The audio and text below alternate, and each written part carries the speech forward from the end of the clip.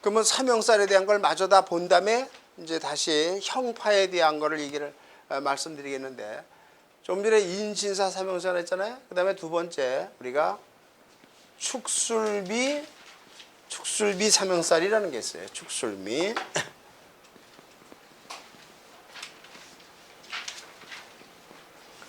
우리가 보통 그냥 축하고 미가 있으면 축미충하네요. 축미충인데 요 술이 하나 들어옴으로 인해서 축술미 사명살이 돼요. 축술미 사명살이 된다 이렇게 얘기를 하는데요.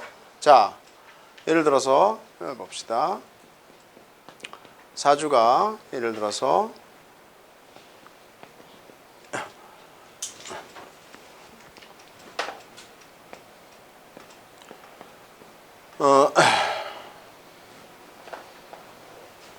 이렇다고 쳐봐요. 뭐 신은 어떻게 됐든 사주가 이렇게 있다고 봐요. 정미, 기축, 무술 이렇게 축술미 사명살이 들어있다고 칩시다. 근데 이게 여기 이걸 떨어뜨려서 이쪽으로 가서 있어도 이거 축술미 사명살이에요. 예? 사주 네 글자 중에서 나를 포함해서 세 글자의 사명살이 들어있으면 이건 형살이에요. 무조건이요. 그러면은 예를 든다면은 사주가 이렇게 있을 때 근데 여러분들도 그러면 이런 경우는 어떻습니까? 만약에 정미, 기축, 예를 들어서 무인, 만약에 뭐 무술시다, 예를 들어서 나를 빼놓고 이것도 사명살이에요. 내 사주 원국에 사명살이 있는 거예요. 그대로.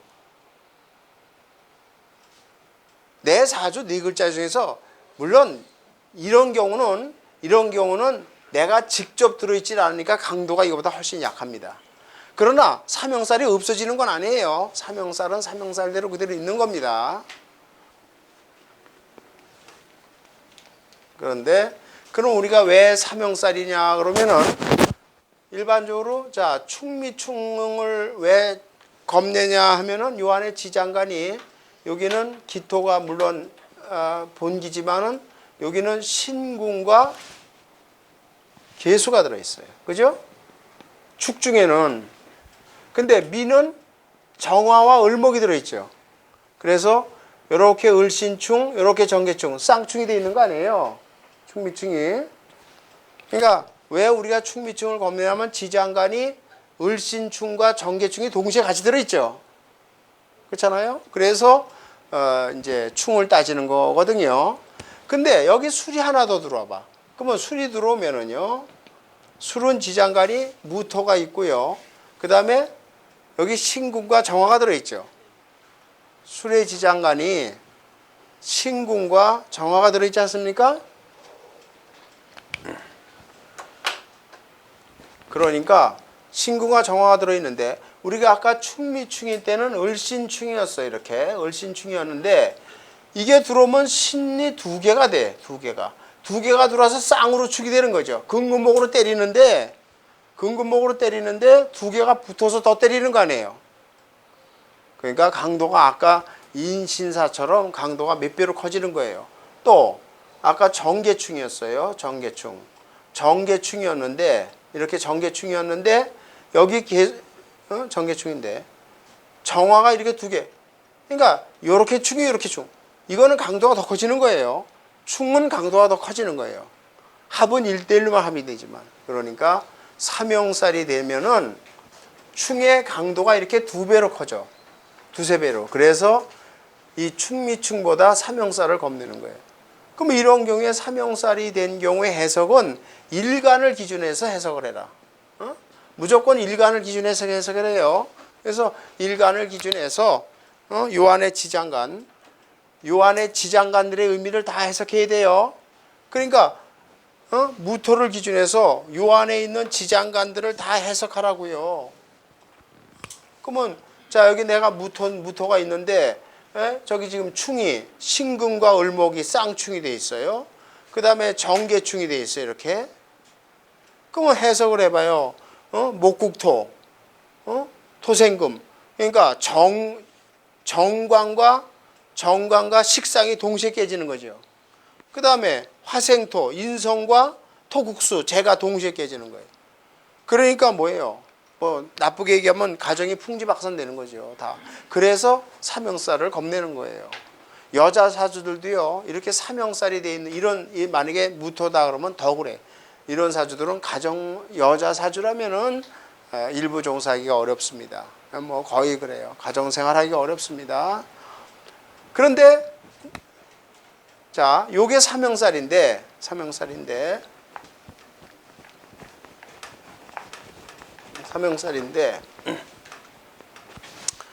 어떤 해에 가서 경진년이 왔어. 경진년이. 그러면은 요 진년이 오면은 경진년이 왔다. 2000년도가 경진년이었는데요. 2000년도에 오면 진년이 오면은 요 한 해만 2000년도가 경진년인데 요 한 해만 이 사람 뭐야? 진술충미 사형살이 되는 거예요. 그죠? 요 한 해만. 그때는 아주 위험해요.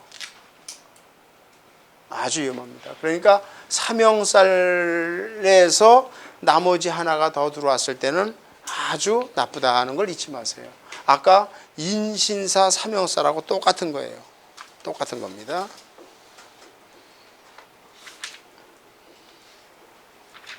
인신사 삼형살하고 똑같은 거예요. 그래서 우리가 이 삼형살을 겁내는 거예요. 그 다음에 우리 교재를 보면 211페이지를 잠깐 보세요. 211페이지에 거기 김영삼 대통령 사주가 있는데요. 그 참고로 좀 보시고요. 여기를 보세요.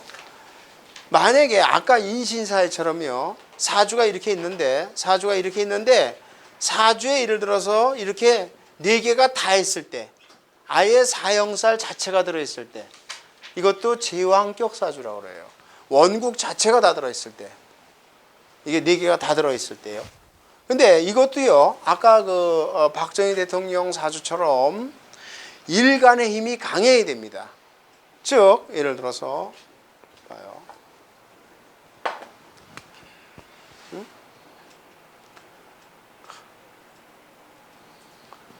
자, 이렇게 진술충미가 돼 있는데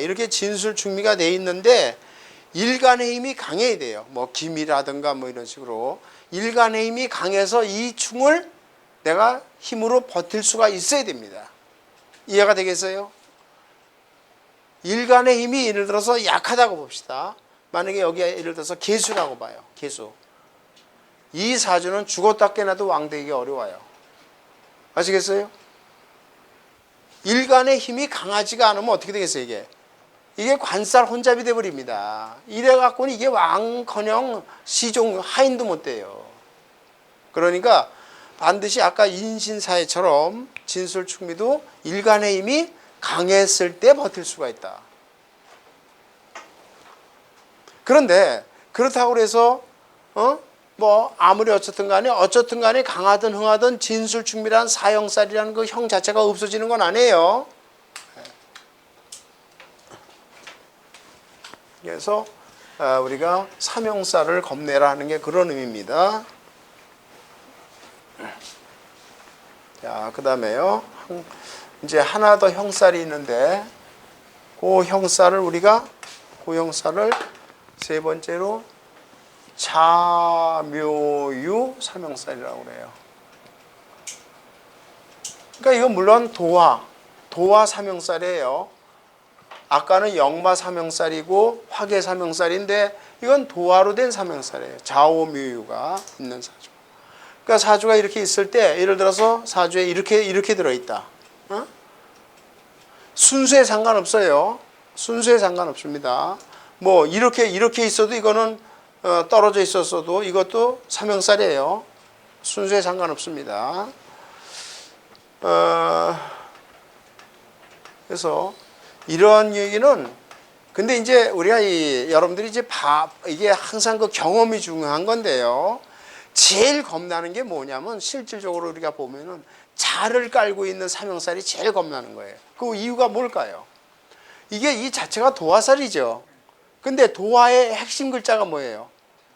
생식기거든요. 이게 자입니다. 그래서 자를 깔고 있는 도화가 제일 겁나는 거예요. 왜? 이건 내가 직접 하는 거거든요. 그래서 이 자가 이게 진짜 주색잡기의 핵심적인 글자거든요.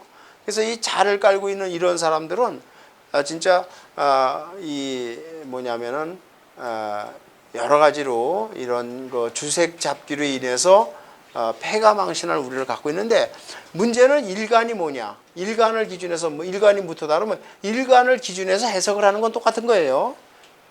그러니까 해석 자체는 일간을 기준해서 해석하라고요. 아까 인신사 뭐 축설미처럼요.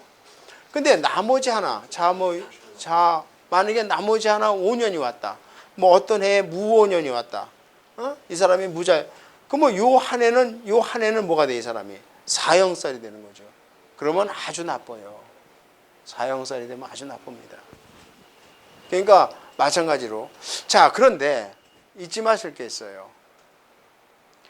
자묘유 삼형살이 있는 데서 나머지 하나가 더 오면은 사형살이 되면 아주 나빠요.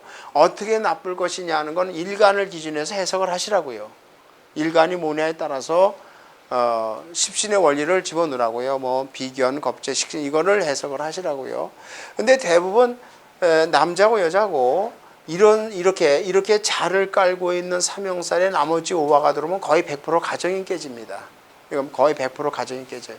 누가 바람을 폈든 좌우간 이건 가정이 깨지게 돼요. 자가 일주에 있을 때 예, 제일 겁나는 거 이게요. 그런데 일주에 있지 않았다 하더라도요, 사주가 이렇게 있어요. 예를 들어서 무자생이다. 일주에 있지 않았다도 이건 삼형살이에요. 근데 이거보단 이게 더 무서운 거지요. 내가 직접 자를 깔고 있지 않은 거니까 이거. 그러나 이거든 5년이 오면은 뭐예요? 사형살이 되는 건 마찬가지예요.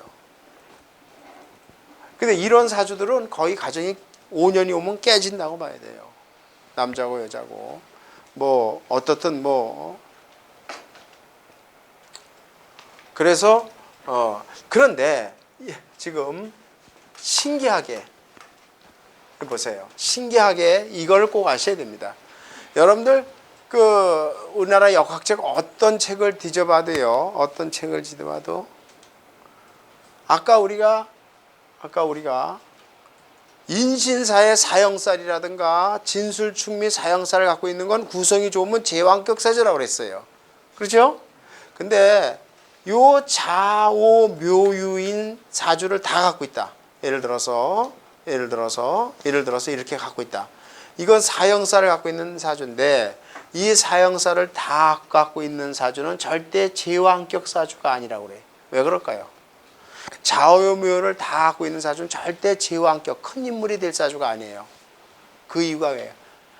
네? 아까 인신사에는 역마고 진술충미는 화개구였지만 이거는 한 세상을 주색잡기로 세월을 보내갖고 이게 큰 인물이 될 수 있겠냐고요. 그래서 이걸 다 갖고 있는 사주는 이거는 큰 인물이 되기가 어렵다고 해석을 합니다.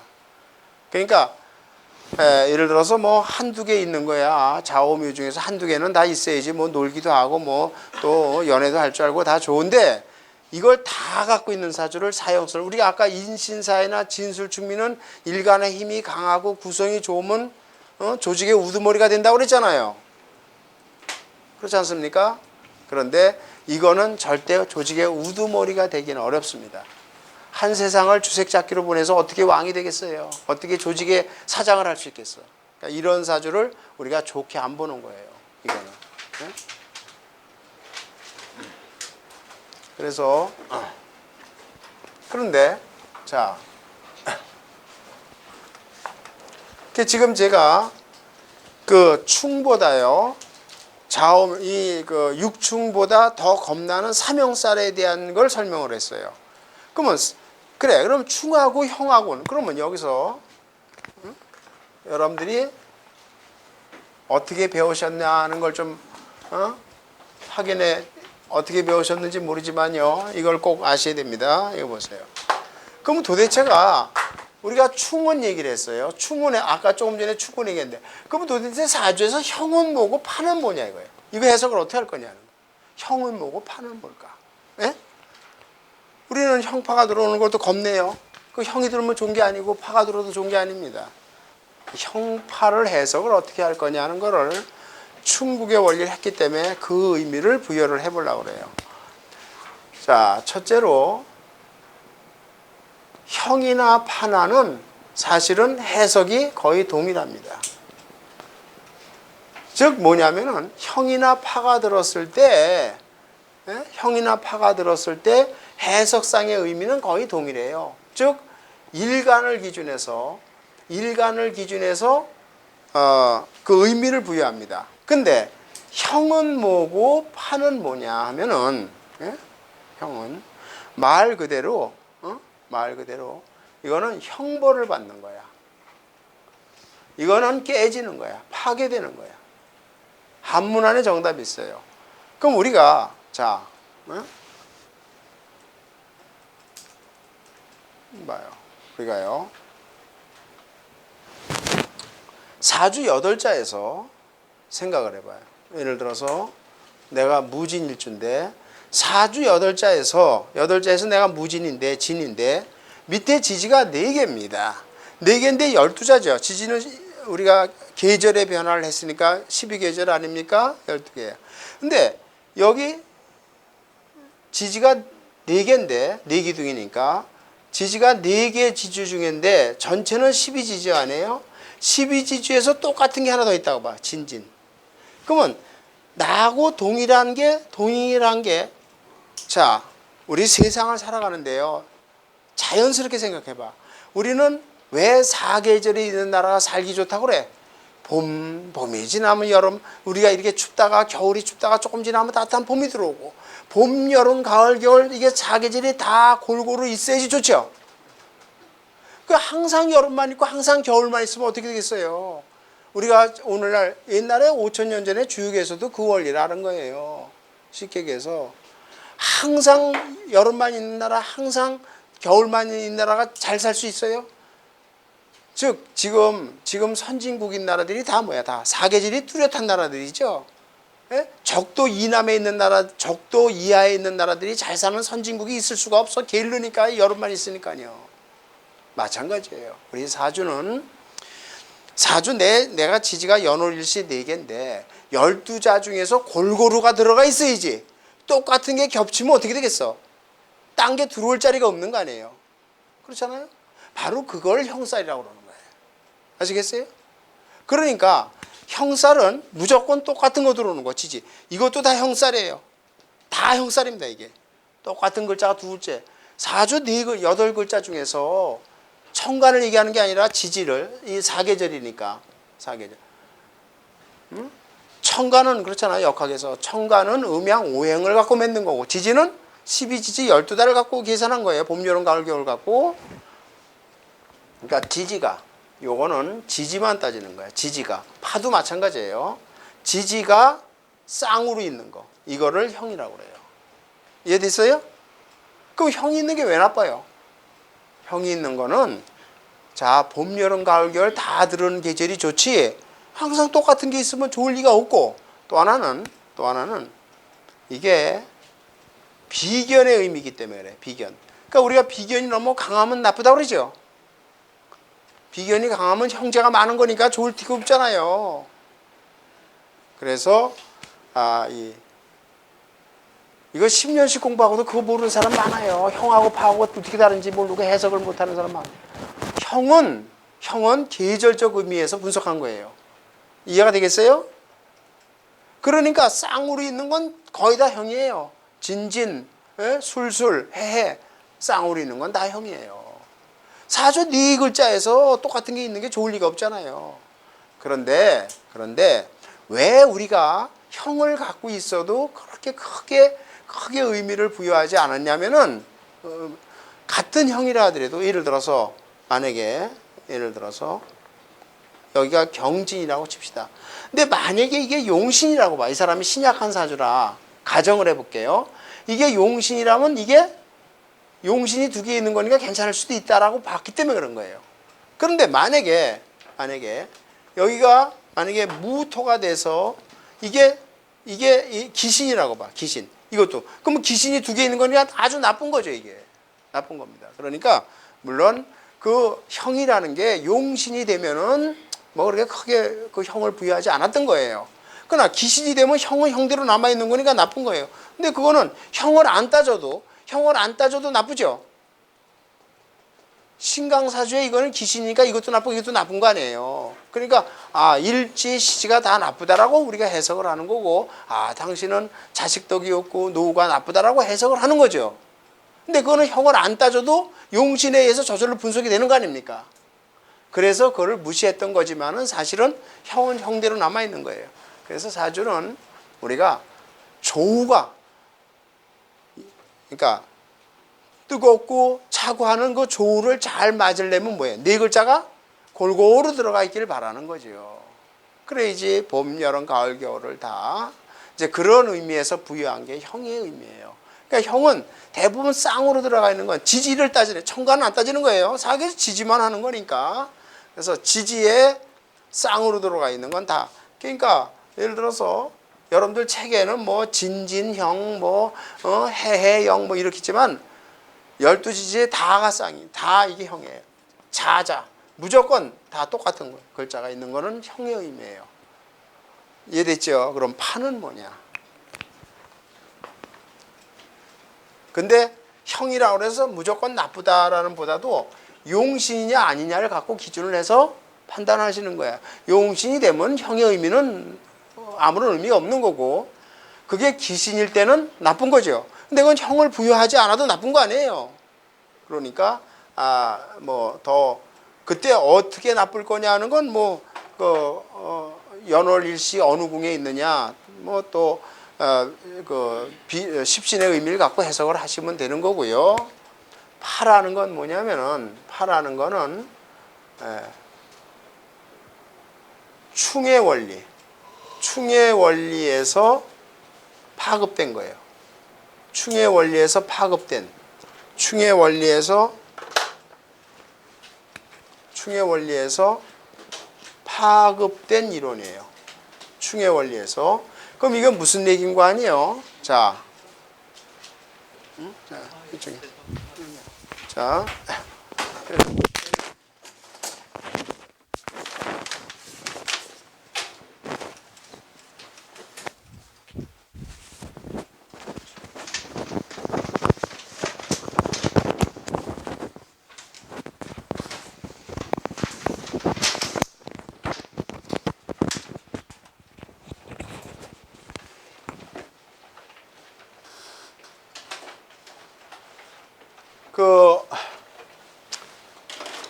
일례 하나 들어볼게요. 일례 하나 들어보겠어요, 우리가. 자, 파라는 거는 충의 원리에서 파급된 원리인데, 우리가 진술충이다 그러면은 아까도 했지만 왜 이게 충이 되냐면은 이 안에 무토의 본기가 똑같이 있는데도 왜 충이 되냐면, 진은 을목과 계수가 들어있고 지장간이, 술은 정화와 신금이 들어있어요. 그러니까 정계충, 을신충 이렇게 돼서 충이 된 거죠. 충국을. 그러면 파를 하나 봐요. 우리가 흔히 이걸 진의 파라고 그래. 진하고 해, 사주가 이렇게 했을 때 해월에 난 무진일수다. 그럼 이걸 진의 파라고 그래. 이 사람은 월하고 일에 흔히 월파가 들었다고 그래. 월파가 들었다고 그러잖아요. 그 파라는 의미는 뭐냐면, 이것도 한번 지장간을 좀 봐요. 지장간을 보면 진은 여기에 무토가 본게, 여기 무토가 있어요. 이것도 을목과 계수가 들어있어, 정계가. 근데 이 해는 뭐가 들어있냐면 간목과, 잘 봐요, 간목과 임수가 들어있어. 그럼 무슨 의미냐 하면은, 잘 봐요, 요거는 겁제의 의미를 부여한 거예요. 우리가 역학에서 여기 봐요. 여기는 을목이 있고 여기는 간목이 있죠. 예? 여기는 계수가 있고 임수. 이 역학에서 이 겁제라는 글자를 좋게 안 보는 거죠. 겁제라는 글자 자체가 이게 뭐냐면은 재가 파괴되는 글자거든요. 겁제라는 글자 자체가. 그러면은 이렇게 해서 나온 거예요. 여기를 보세요.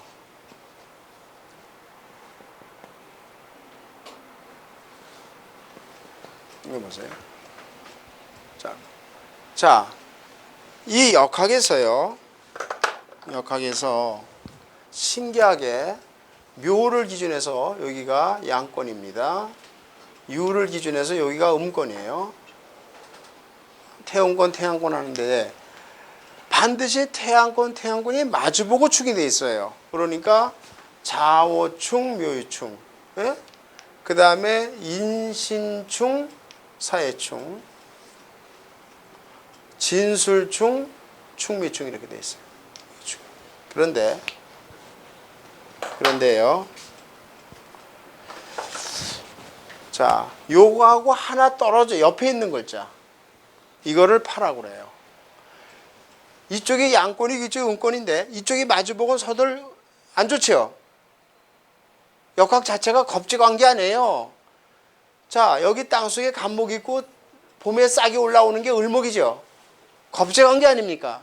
사주의 겁제 자체를 우리는요, 비단 신약하다 하더라도요, 제가 꼭 아시라고 그랬잖아요. 아무리 신약하다 하더라도 사주가 이렇게 있어요.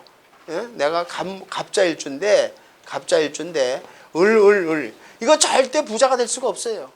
신강신약을 떠나서 내가 간목일주인데 을목이 이렇게 옆에 두 개가 껴있다. 이건 겁장이에요.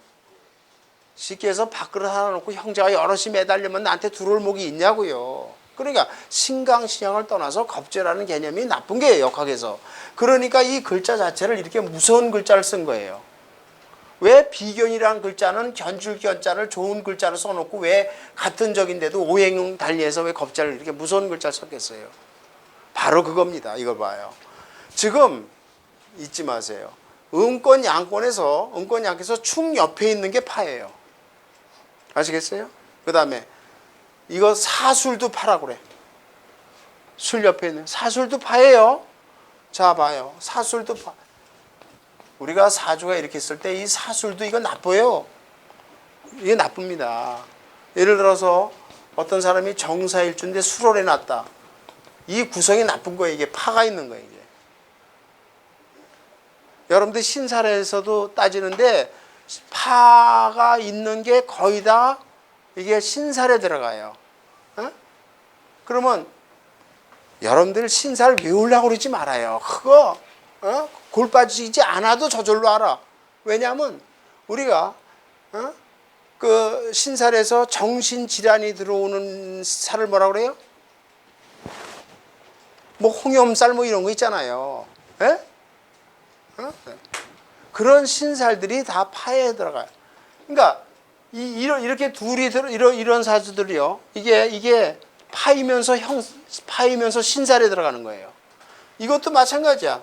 진해파도 이것도 파이면서 이게 진해 자체가 신살에 들어가 있어요. 반드시 그렇게 돼 있습니다. 그러니까 옆에 있는 자 짧아요. 어려운 거 아니에요.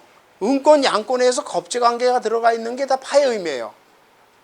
그러면 옆에 있는 게 바로 파예요. 그리고 그게 우리가 역학의 12신살에 들어가는 거예요. 여기 봐요. 이게 자오충이죠. 자오충 아니에요. 근데 그 옆에 있는 자미가 뭐야 이게? 이게 자미 파야. 이걸 뭐라고 그래 일명. 이게 원진살이야. 그렇잖아요. 외우지 말어. 충 옆에 있는 글자가 들어오는 건 다 이게 신살이야. 역학 자체가 그렇게 맺는 거예요. 그걸 왜 외우냐고요, 바보처럼. 이 그림만 생각하고 있으면 되지요. 신사를 일일이 외워갖고 써먹으려고 그러면 그거 골치 아파서 외워집니까? 뭘 외워요, 그거를. 옆에 있는 글자가 이건 벌써 신사의 의미라고 생각하시라고요. 그리고 십신을 집어넣어봐. 거의 해석이 다 된다는 말이에요. 그러니까 그 형이라는 개념과 파라는 개념이 그래서 나왔다는 원리만을 정확히 아시라고요. 이해가 되겠습니까? 그래서 우리가 사주 8자에서 천가는 괜찮아요. 천가는 괜찮은데 지지에 똑같은 글자가 같은 양권이건 어쨌든 똑같은 글자가 들어오는 거를 싫어하는 거예요. 그러니까 예를 들어서 여기 봐요. 해해 사주가 이렇게 있어요. 이렇게 있는데 해월에 난 신의 일주. 이것도 형이야. 이 자체가. 좋은 게 아니에요. 사장님 그때 세운에서 같은 자가 들어. 그때는 그 글자가 용신이 아니냐로 판단하는 거죠. 기신이면 나쁜 거고 용신이면 좋은 거고. 기신이면 해로도. 그러면 기신이 되면 나쁜 거죠. 그렇게 하시면 되고요.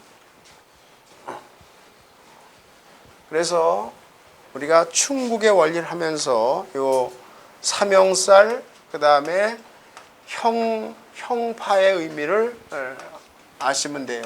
근데 이 파는 그러니까 한 글자 옆에 있는 게 다 여봐요.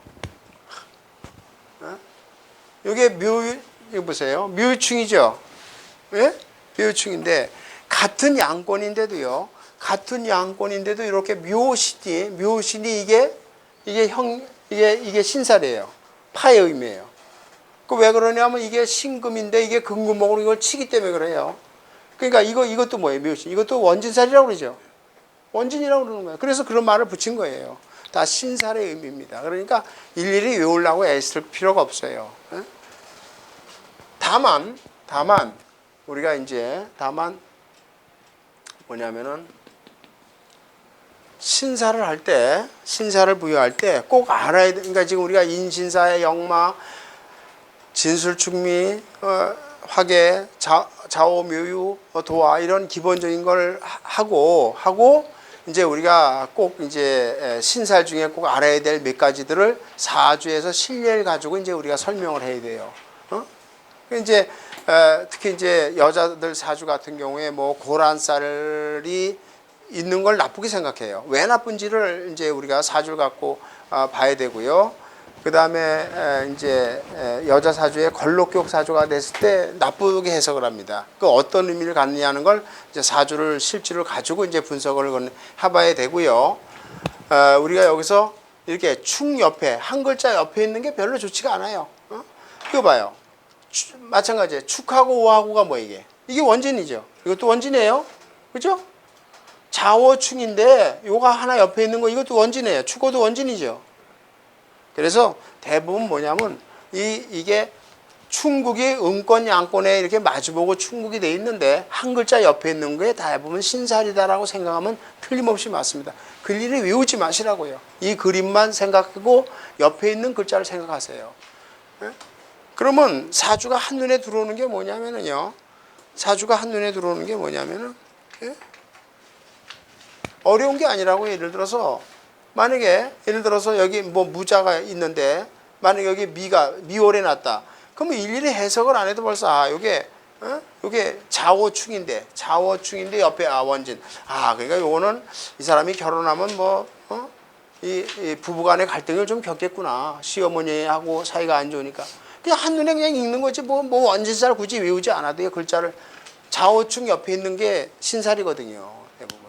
그러니까 그 충국의 옆에 있는 글자가 신살이고 그게 파라고 생각하시면 틀림없이 맞습니다.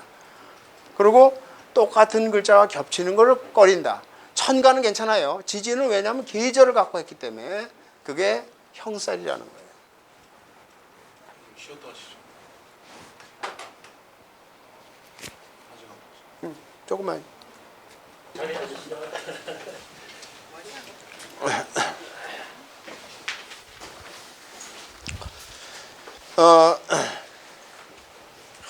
그 사주를 뽑을 때요, 꼭 참고로 하나 노파심에서 말씀드리는데, 이 사주를 뽑을 때 예를 들어서 한국 사람인데 뭐 미국에 산다든가 카나다, 외국서, 유럽 쪽에서 사는 경우에 사주를 어떻게 뽑을 거냐, 애가 낳았을 경우에요.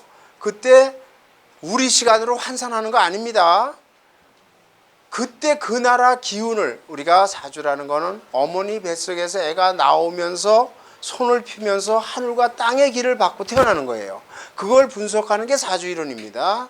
그래서 절대 우리나라 시간으로 환산하면 안 돼요. 미국에 나서 미국 현지 시간으로 그냥 사주를 뽑으세요. 유럽도 마찬가지예요. 호주고 뭐고 다.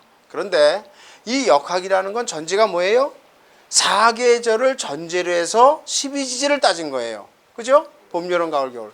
그래서 봄은 목국이요, 여름은 화국이요, 가을은 궁국이요, 겨울은 수국이요, 목화, 토금수, 오행을 따진 거란 말이야. 그래서 계절적 의미가 없는 적도 이런 뭐 북극 남극에서는 사주가 아무리 조합원들 아무 의미가 없는 거예요. 그런 데서는 사주를 안 따지는 겁니다. 그 호주나 뭐 이런 데처럼 남반구에서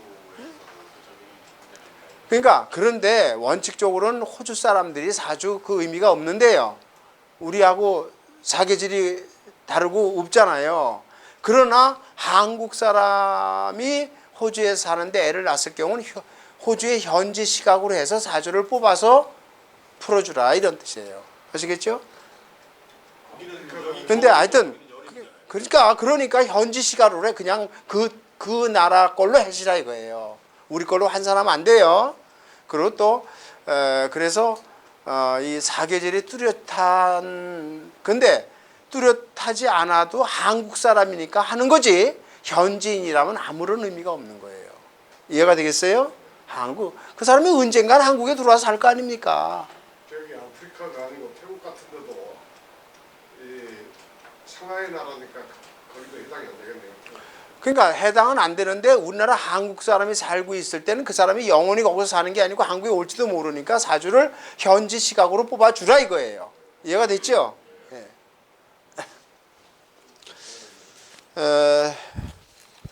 자, 그 다음에 꼭 이제 하나를 하실게요. 제가 지금부터 분석을 좀 하실 건 뭐냐면요. 여러분들이 그 뭐 많은 그 십신 이론에 대해서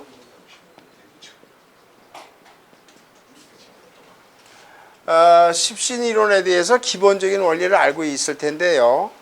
자, 우리가 역학이라는 자체가 겁재라는 의미를 잘 생각하세요.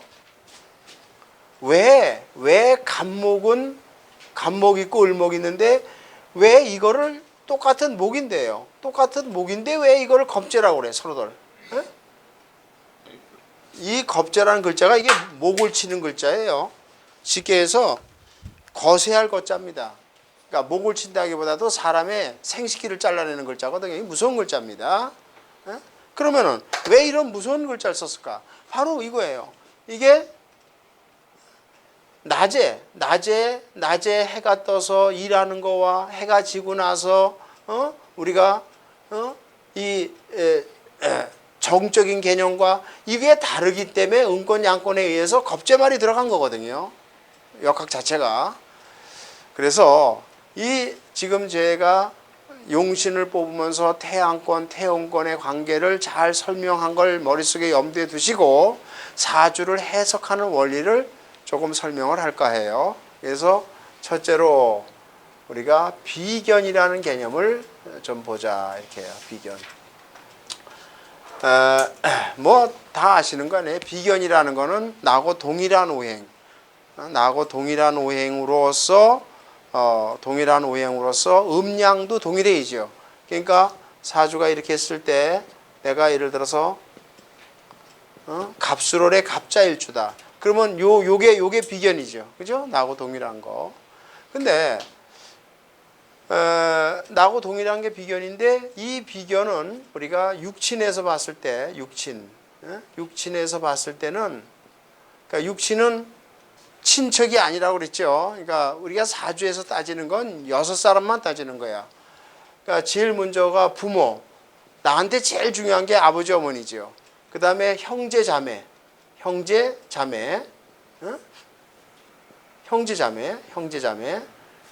그 다음에 나하고 다 이촌관계 아니에요. 형제 자매. 그 다음에가 처자죠. 내 처하고 자식. 내 처 자식. 그러니까 요게 육촌이야. 아버지, 어머니, 내 형, 내 동생, 내 누나, 내 여동생, 내 처, 내 자식. 요거만 따지는 거죠. 그죠? 그러니까 사주를 가지고 무슨 뭐 6촌, 사둔의 8촌까지 해석한다는 거짓말이야. 다만 우리는 사둔의 8촌을 뭘로 해석하는 거야? 그냥 형제라는 개념을 가지고 보는 것 뿐이죠. 넓은 의미로. 그때 사주에서 이렇게 있을 때 이게 비견인데 이 비견이 좋으냐 나쁘냐 굿배드 좋으냐 나쁘냐에 대한 해석은 쉽게 해서 용신에 의해서 결정하면 되는 거예요. 그러니까 만약에 신약한 사주 다 아시지만은 신약한 사주는 비견이 용신이 되죠. 이게 내 편이 되는 거 아니에요. 그러니까 비견이 용신이 될 수 있는 거고, 만약에 이 사주가 만약에 신강하다.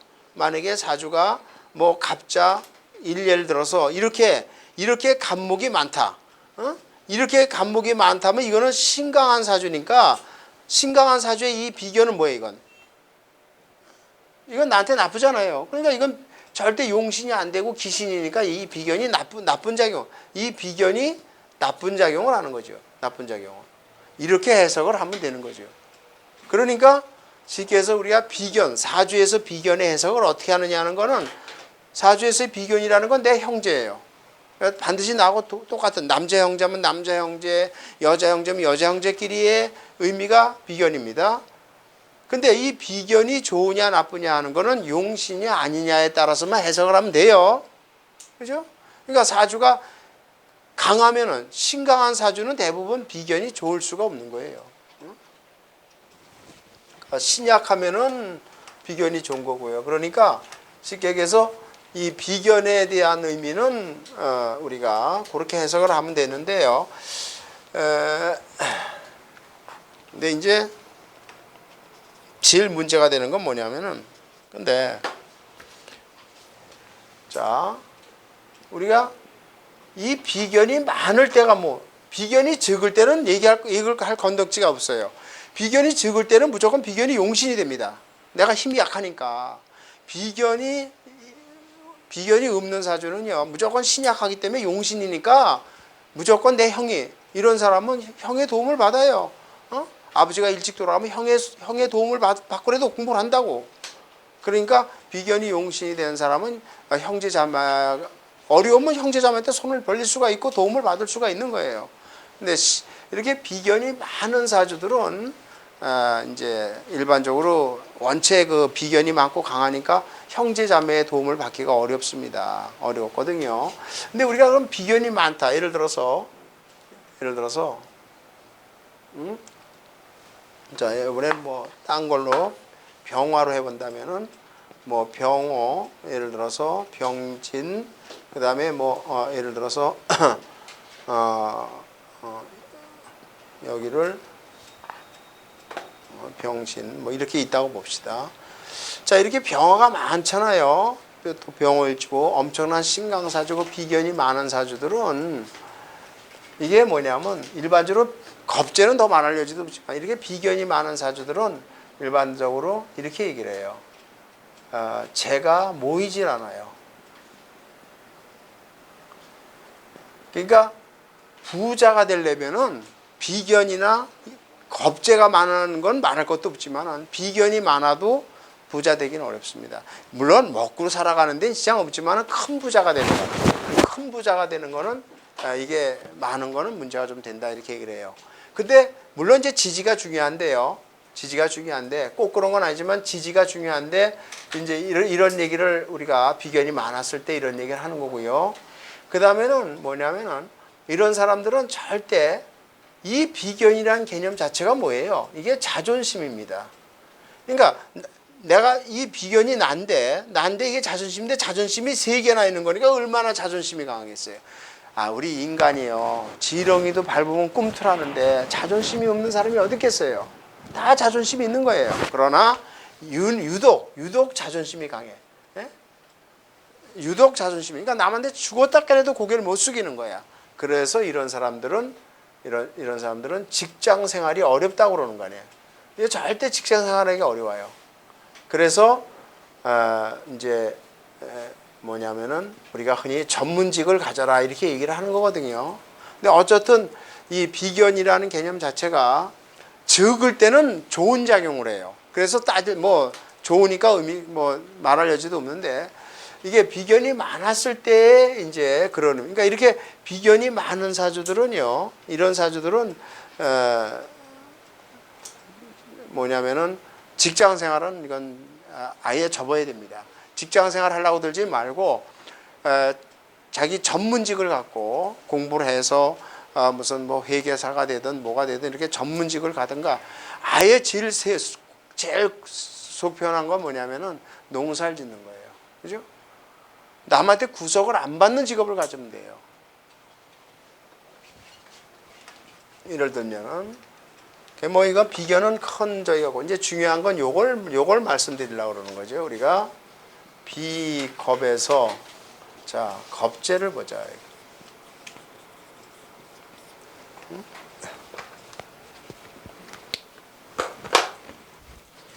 그러면은 시기에서 우리가 자 사주가 이렇게 있는데 갑목에 대해서 을목, 음양이 같은 오양인데 음양이 다른 거. 같은 목인 목인데 음양이 다른 게 겁재 아니에요? 을묘월에 갑자일주다. 이거 뭐 엄청난 신강사지만 겁재예요. 그러니까 이 겁재는 이게 이 글자 안에 그러니까 이 겁재가 많은 사주들은요. 겁재가 많은 사주들은 이건 빈곤한 사주예요. 많은 사주는 이게 빈곤한 사주입니다. 절대 부자가 될 수가 없어요. 그러니까 여기 또 을이 있다. 이런 사주들은 절대 부자가 될 수가 없어요. 그러니까 왜냐하면 이 글자 안에 정답이 있어요. 내 걸 뺏어가 버리게 됩니다. 그래서 겁재가 나쁜 거예요. 아무리 자 근데 잊지 마세요. 제가 저번 시간에 분명히 얘기했죠. 간목한테는 아무리 신약해도 꼭 아셔야 됩니다. 이거 사주를 보는 고도의 테크닉이 필요한 건데요. 그걸 꼭 아셔야 돼요. 아무리 자 다시 한번 확인합니다. 아무리 신약한 사주를 하더라도 아무리 신약하다. 예를 들어 갑술이다. 여기 무술에 갑술이다. 근데 여기 예를 들어서 뭐 을해가 있다.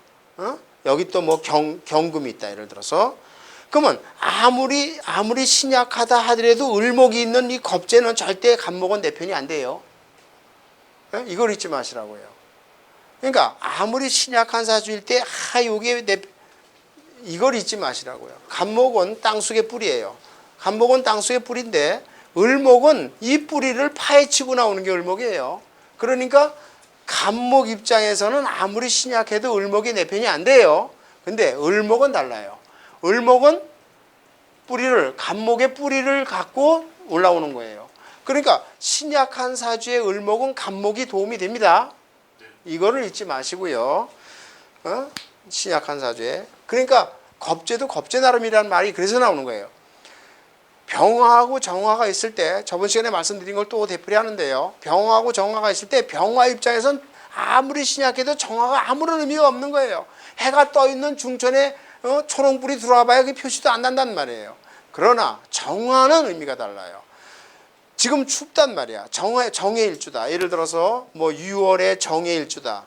날씨가 차가운데 정화는 그래도 추운 겨울에 태양이 비춰줘야 땅속까지 따뜻해지는 거예요. 그러니까 정화는 병화의 힘을 얻을 수가 있어요. 신약할 때. 그리고 무토와 기토는 대지고 땅속이니까 이건 뭐 서들 상부상조의 의미를 갖고 있다고 그랬고요. 그 다음에 경금과 신금인데 같은 겁재인데요. 경금의 입장에서는 신금이 아무런 도움이 안 돼요. 신약한 사주는요. 자 예를 들어서 설사 신약하다고 칩시다. 예를 들어서 신약하다고 치자고요. 그런데 아무리 신약하다 하더라도 무자, 임자 이렇게 아무리 신약하다 하더라도 이 신금이 내 편이 되냐면 아니에요. 이거는. 경금 입장에서는 신금이 전혀 도움이 안 되는 거예요. 근데 신금은 달라요. 신금은 예를 들어서 신금은 예를 들어서 여기 경이 하나 떴다. 이거는 열매를 깨트려야 씨앗이 나오는 거거든요. 그러니까 신금 입장에서는 경금이 도움이 됩니다. 신약한 사주는. 그 다음에 임수와 개수는 상부상조의 효과를 가져요. 비가 안 오면 하늘에서 땅속에 지하수를 끊어 쓰는 거고 지하수가 모자르면 하늘에서 비가 와야 되는 거거든요. 그래서 임수와 개수는 상호보완적인 의미를 갖고 있는데요. 특히 이제 갑목과 을목 같은 경우 이건 갑목이 대장 기질이 있지만은 이건 잘못하면 손해만 보고 살아요. 그래서 제 말이 들리나 열심히 보세요. 다 그런 건 아니지만 갑자일주들이 의외로 가난합니다. 재벌사주에 갑자일주들이 거의 없어요. 그 이유가 왜냐면은 그 이유가 우두머리 기질은 이때 이게 잘못하면 피해만 보고 살아요. 뺏길 가능성이 많습니다. 그런 것들이 다 겁제의 의미에서 그렇게 되는 거예요. 그래서 그런 의미들을 그러니까 사주에 겁제가 들었을 때 겁제 해석을 어떻게 하느냐 하는 거를 그 섬세한 의미를 꼭 알고 들어가야 돼요.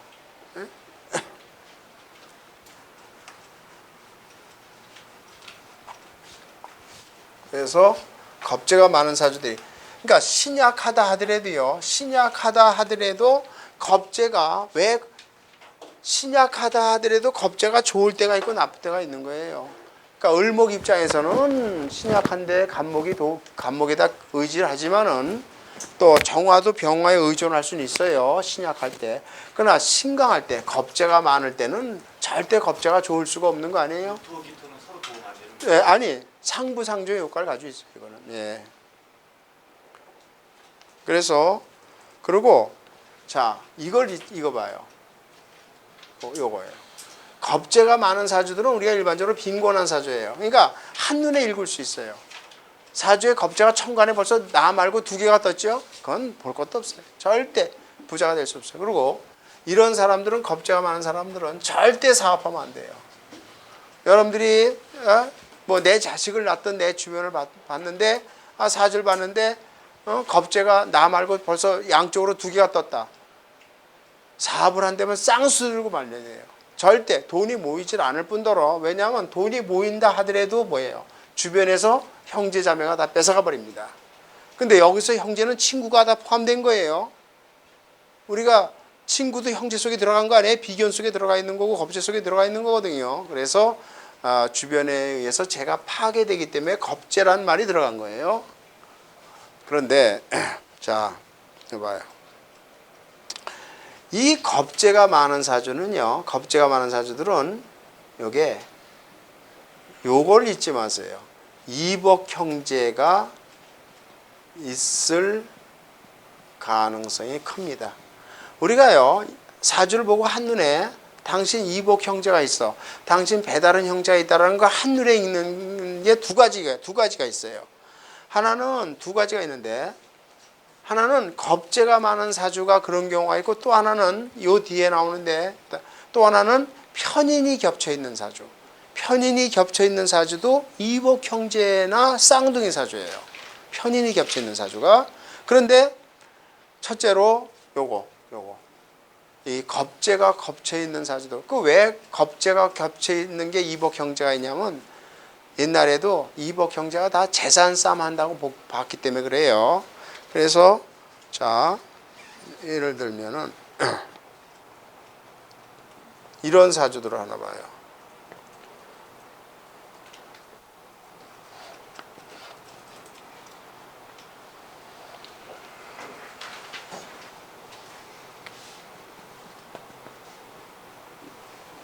지금 내가요 기토인데요. 기토인데 이렇게 갑기 합토도 되지만은 이 밑에가 전부 뭐예요? 다 비겁이죠. 그죠? 비견하고 겁체가 막 섞여 있어요. 비겁이에요. 이런 사주들은 거의 이복 형제가 있는 사주예요. 그 다음에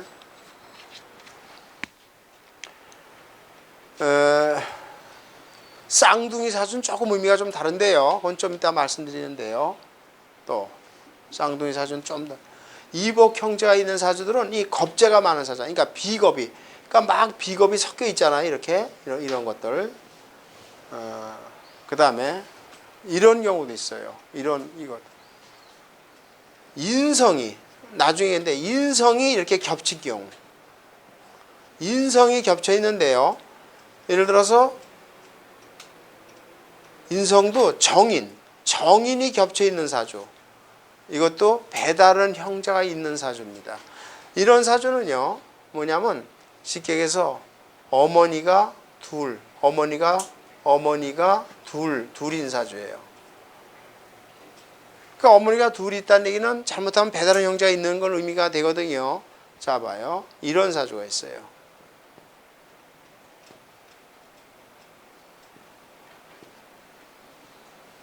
실제로 있는 사주인데 을의 기의 신의 이래요.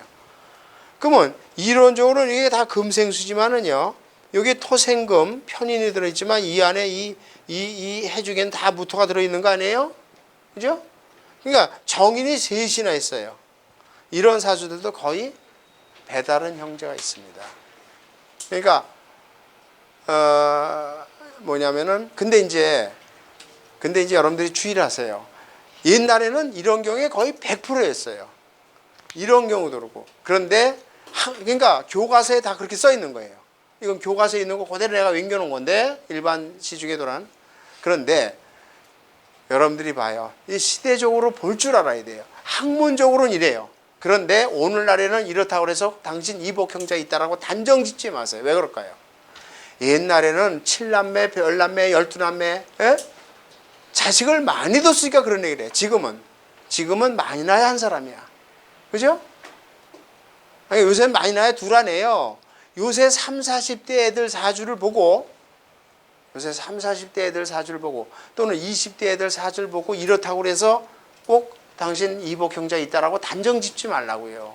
옛날하고 달리 70년대 이후에 태어난 사람들은 어때요? 그렇게 자식을 많이 낳질 않았단 말이야. 그리고 설사 두 집 살림을 했다 하더라도 부모가 자식들을 안 낳은 경우가 많죠. 그래서 이거는 교과서에 있는 얘기를 내가 그대로 옮겨놓은 거예요. 이 시중에 돌아다니는 책 그대로. 이 사주도 거기 있는 얘 그대로인데 이게 그래서 그 예를 들어요.